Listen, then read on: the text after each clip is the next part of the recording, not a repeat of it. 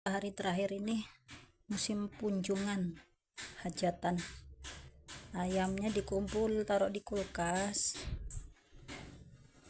Hari ini kita bikin soto ayamnya, mantap, nikmat, alhamdulillah. Soto ayam kunjungan dikumpul-kumpulin jadi banyak, jadi bikin soto ayam, alhamdulillah.